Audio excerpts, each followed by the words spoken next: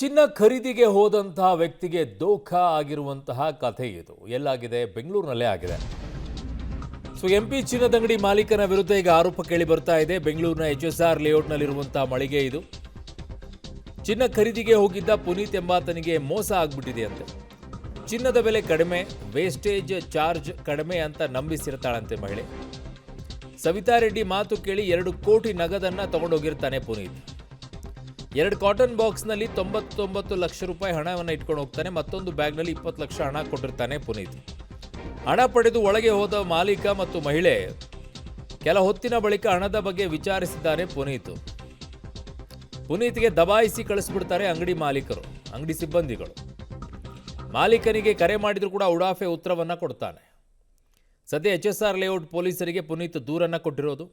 ಎಲ್ಲ ದಾಖಲೆಗಳನ್ನು ನೀಡಿ ದೂರನ್ನ ಈಗ ಹಣ ಕಳ್ಕೊಂಡಿರುವಂಥ ಪುನೀತ್ ಕೊಟ್ಟಿದ್ದಾನೆ.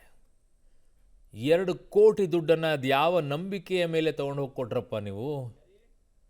ಹಿಂಗೆ ಕೊಟ್ರಿ? ಸಣ್ಣ ಅಮೌಂಟ್ ಆದ್ರೇ ಭಾಳ ಯೋಚನೆ ಮಾಡ್ತೀವಿ. 2 ಕೋಟಿ ಹಣ ಕಾಟನ್ ಬಾಕ್ಸಲ್ಲಿ ಇಟ್ಕೊಂಡು ಹೋದ್ರಂತೆ. ಒಂದು ಬ್ಯಾಗಲ್ಲಿ 20 ಲಕ್ಷ ಇಟ್ಕೊಂಡು ಹೋದ್ರಂತೆ. ಒಳಗೆ ಕೊಟ್ಟು ತೊಗೊಂಡು ಹೋದ್ರಂತೆ ಅವರು. ಆಮೇಲೆ ಬರಲೇ ಇಲ್ಲ. ಆಮೇಲೆ ಕೇಳಿದರೆ ದಬಾಯಿಸಿ ಕಳಿಸ್ಬಿಡ್ತಾರಂತೆ. ಯಾರು ಇವರೆಲ್ಲ? ಬಾಬಾ ಬಾಬಾ ಬಾಬಾ.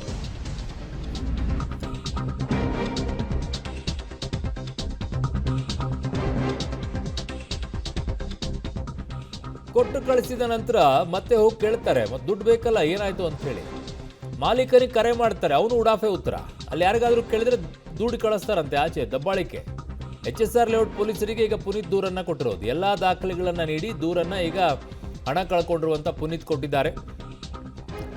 ಈಗ ಬೇರೆ ಕಡೆಗೆಲ್ಲ ಸೀಸ್ ಮಾಡ್ತಿರಲ್ಲ, ಇವರೇನಾದರೂ ಹಾಗೆ ದುಡ್ಡನ್ನು ಇಸ್ಕೊಂಡ್ಬಿಟ್ಟು ಇವನನ್ನು ಹಾಗೆ ಮೋಸ ಮಾಡೋಕ್ಕೆ ನೋಡಿದ್ದಿದ್ರೆ ಸೀಸ್ ಮಾಡಿ ಒದ್ದು ಒಳಗಡೆಗೆ ಹಾಕಬೇಕು. ಇವ್ರು ಯಾರ್ಯಾರು ಇದ್ದಾರೆ ಅಲ್ಲಿ, ಯಾರು ದುಡ್ಡು ಇಸ್ಕೊಂಡು ಒಳಗಡೆಗೆ ಹೋದ್ರಲ್ಲ ಲೀಡಿ ಮತ್ತು ಒಳಗಡೆ ಇರುವಂಥ ಮಾಲೀಕ, ಆ ಅಂಗಡಿನೇ ಸೀಸ್ ಆಗಬೇಕು. ಈ ಥರ ಮೋಸ ಮಾಡೋರನ್ನೆಲ್ಲ ಇಡಬಾರ್ದು, ಇಲ್ಲಿ ಸೀಸ್ ಮಾಡಿ ಬಿಟ್ಬಿಡಿ.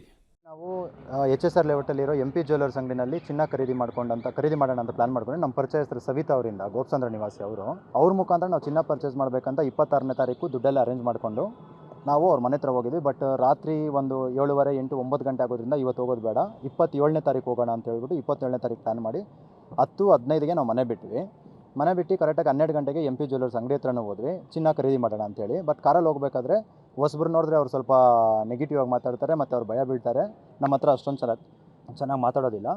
ಸೊ ಅದರಿಂದ ಬಂದ್ಬಿಟ್ಟು ದುಡ್ಡೆಲ್ಲನೂ ಒಳಗಡೆ ತೊಗೊಂಡೋಗಿ ಕೌಂಟ್ ಮಾಡಿ ಎಲ್ಲನೂ ಮಾಡಿದ್ದಾರೆ ಅವರು. ಒಳಗಡೆ 2 ಕೋಟಿ ರೂಪಾಯಿ ದುಡ್ಡು ತೊಗೊಂಡೋಗಿದ್ದಾರೆ.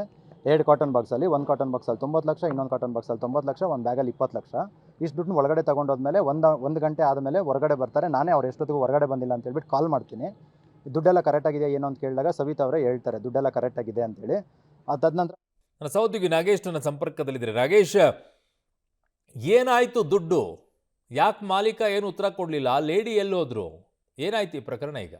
ಅರುಣ್, ಮದುವೆ ಇದ್ದಂಥ ಕಾರಣಕ್ಕಾಗಿ ರೈತ ಪುನೀತ್ ಎನ್ನುವಂಥ ವ್ಯಕ್ತಿ ಚಿನ್ನ ಖರೀದಿ ಮಾಡಲಿಕ್ಕೆ ಪ್ಲಾನನ್ನು ಮಾಡ್ಕೊಂಡಿರ್ತಾನೆ. ಅವರ ಸಂಬಂಧಿ ಸವಿತಾ ರೆಡ್ಡಿ ಮೂಲಕ ಅಂದರೆ HSR ಲೇಔಟ್ನಲ್ಲಿರುವಂಥ MP ಚಿನ್ನದ ಮಳಿಗೆಯಲ್ಲಿ ವೇಸ್ಟೇಜ್ ಹಣ ಕಡಿಮೆ ತೆಗೆದುಕೊಳ್ತಾರೆ ಅನ್ನುವಂಥ ಮಾಹಿತಿಯನ್ನು ಕೊಟ್ಟಂಥ ಕಾರಣಕ್ಕಾಗಿ ಬೆಂಗಳೂರಿನ HSR ಲೇಔಟ್ನಲ್ಲಿರುವಂಥ MP ಚಿನ್ನದ ಮಳಿಗೆಗೆ ಪುನೀತ್ ಮತ್ತು ಅವರ ಸಂಬಂಧಿಯಾಗಿರುವಂಥ ಸವಿತಾ ರೆಡ್ಡಿ ಅವರು ಹೋಗ್ತಾರೆ. ಆ ಸಂದರ್ಭದಲ್ಲಿ ಸುಮಾರು 2 ಕೋಟಿ ಅಂದರೆ 90 ಲಕ್ಷ ಬಾಕ್ಸ್, 2 ಬಾಕ್ಸಲ್ಲಿ 20 ಲಕ್ಷ ಒಂದು ಬ್ಯಾಗಲ್ಲಿ, ಒಟ್ಟು 2 ಕೋಟಿ ನಗದು ಹಣದೊಂದಿಗೆ ಚಿನ್ನದ ಮಳಿಗೆಗೆ ಹೋದಂಥ ಸಂದರ್ಭದಲ್ಲಿ ಅಷ್ಟು ಹಣವನ್ನು ಎಣಿಕೆ ಮಾಡಬೇಕು ಅಂತೇಳಿ ಒಳಗೆ ತೆಗೆದುಕೊಂಡವರು ಮತ್ತೆ ವಾಪಸ್ ಹಣ ತೆಗೆದುಕೊಂಡು ಬರೋದಿಲ್ಲ, ಮತ್ತು ಚಿನ್ನನೂ ಅವರಿಗೆ ಕೊಡೋದಿಲ್ಲ. ಕೇಳಿದಂಥ ಸಂದರ್ಭದಲ್ಲಿ ಆ ಚಿನ್ನದ ಮಳಿಗೆಯ ಸಿಬ್ಬಂದಿಗಳು ಮಾಲೀಕರಿಗೆ ಕೇಳಿ ಅಂತೇಳಿ ಪುನೀತ್ಗೆ ದಬಾಯಿಸಿ ಕಳಿಸಿರುವಂಥದ್ದು. ಅದಾದ ಬಳಿಕ ಆ ಮಹಿಳೆಯರು ಕೂಡ ಇವರ ಸಂಪರ್ಕಕ್ಕೆ ಸಿಗೋದಿಲ್ಲ. ಹಣದ ಬಗ್ಗೆ ಮಾಹಿತಿಯನ್ನು ಕೇಳಿದಂಥ ಸಂದರ್ಭದಲ್ಲಿ ಚಿನ್ನದ ಮಳಿಗೆಯ ಮಾಲೀಕ ಉಡಾಪೆಯ ಉತ್ತರವನ್ನು ಕೊಟ್ಟು ಕಳಿಸಿರ್ತಾನೆ. ಹಾಗಾಗಿ ಹಣವನ್ನು ಕಳೆದುಕೊಂಡಂಥ ಪುನೀತ್ HSR ಲೇಔಟ್ ಪೊಲೀಸ್ ಠಾಣೆಗೆ ಈಗ ದೂರನ್ನು ಕೂಡ ಕೊಟ್ಟಿರುವಂಥದ್ದು. HSR ಲೇಔಟ್ ಪೊಲೀಸ್ ಠಾಣೆಗೆ ತಾನು ಕೊಟ್ಟಿರುವಂತಹ ಹಣದ ದಾಖಲೆ ಸಮೇತ ಮಾಹಿತಿಯನ್ನು ಕೊಟ್ಟರು ಕೂಡ ಕ್ರಮವನ್ನು ಕೈಗೊಳ್ಳಿಲ್ಲ ಅನ್ನುವಂಥ ಆರೋಪವನ್ನು ಈಗಾಗಲೇ ಪುನೀತ್ ಕೂಡ ಮಾಡ್ತಾ ಇರುವಂಥದ್ದು. ಈಗಾಗಲೇ ಈ ಒಂದು ಪ್ರಕರಣಕ್ಕೆ ಸಂಬಂಧಪಟ್ಟಂತೆ ವಿಚಾರಣೆ ಮಾಡಿದಂಥ ಸಂದರ್ಭದಲ್ಲಿ ಅದು ಮಾವಿನ ಹಣ್ಣನ್ನು ಕೊಟ್ಟಿರುವಂಥದ್ದು, ಹಣ ಕೊಟ್ಟಿಲ್ಲ ಅನ್ನುವಂಥ ಉಡಾಪೆ ಉತ್ತರವನ್ನು ಮಾಲೀಕರಾಗಿರುವಂಥ ಇಂದ್ರೇಶ್ ಕೊಟ್ಟಿದ್ದಾರೆ ಅನ್ನುವಂಥ ಮಾಹಿತಿಗಳು ಕೂಡ ಈಗ ಸದ್ಯಕ್ಕೆ ಸಿಗ್ತಿರುವಂಥದ್ದು. ಪ್ರಕರಣವನ್ನು ದಾಖಲಿಸಿಕೊಂಡಿರುವಂಥ ಪೊಲೀಸರು ಆತನಿಗಾಗಿ ಹುಡುಕಾಟವನ್ನು ನಡೆಸಿದ್ದಾರೆ ಅನ್ನುವಂಥ ಮಾಹಿತಿ ಈಗ ಸದ್ಯಕ್ಕೆ ಗೊತ್ತಾಗಿರುವಂಥದ್ದು. ಅರುಣ್. ಓಕೆ ನಾಗೇಶ್, ನಿಮ್ಮೆಲ್ಲ ಮಾಹಿತಿಗೆ ಧನ್ಯವಾದಗಳು.